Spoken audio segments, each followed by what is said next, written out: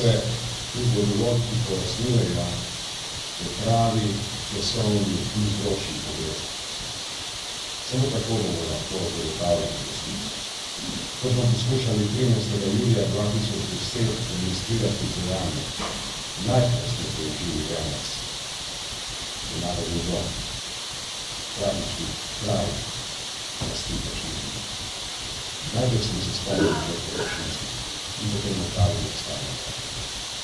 Naj bi še enkrat povedal, ko to povem večkrat, ko sem to povedal tudi včeraj na veliki manifestaciji, Politika Primorska, kako pomembno je v teh krajih in v naši državi pomembno zgodovinski stolik s potrebno skrbnostjo, zlasti pa z velikim občutkom poštenosti in odgovornosti v resnici. V teh časih veliko razpravljamo o različnih pojavih 20. stoletja. Veliko se govori o totalitarizmu. In navedeti moramo, da lahko površni govorjenje o totalitarizmu tudi zavaja. Vse ne moramo dobro razumeti korenine zla, osnovna zapovedja, ročni zveza in vse to znamo pošteno pojasniti. Samo tako bomo volili zgodovinsko resnico in samo tako bomo našli dobro pot naprej. Okviri te dobre poti naprej pa so znani in ni veliko znani. In spet se lahko vrnemo k izkušnji, ki ga je za svet prinesla druga svetovna vojna.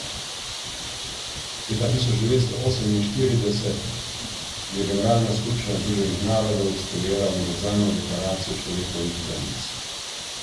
To ni storila zato, ker bi želela dati poudarek vrednotam zahodne civilizacije ali pravico zmagovalkam v drugi svetovni vojni, da povedo svojo vizijo o dobri družbi. Nasprotno, univerzalna deklaracija človekovih pravic je bila sprejeta kot požarni zid, kot obrambni mehanizem pred tem, da bi se kršitve človekovih pravic ponavljale in da bi rodile takšno zlo, kot da je poznala prva polovica 20. stoletja. To je bil pravi smisel in cilj sprejeta univerzalne deklaracije človekovih pravic. In danes moramo vedeti, da so človekove pravice tisti temeljni obrambni zid pred vračanjem na kakršnokoli obliko zapiranja, tisti obrambni zid, ki ga moramo voliti z največjo skrbnostjo, ki ga moramo utrjevati in ki ga moramo razvijati, da bomo ohranjali, da bomo še večjo obrambno moč.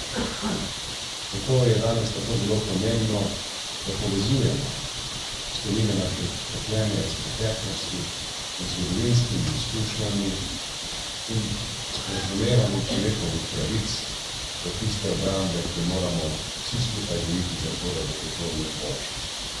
In če bomo to storili, potem je naše upanje utemeljeno. Upanje bi vse vodil ljudi naprej. Verjamem, da imamo tudi danes v teh časih veliko razlogov za upanje v našem svojo dobu.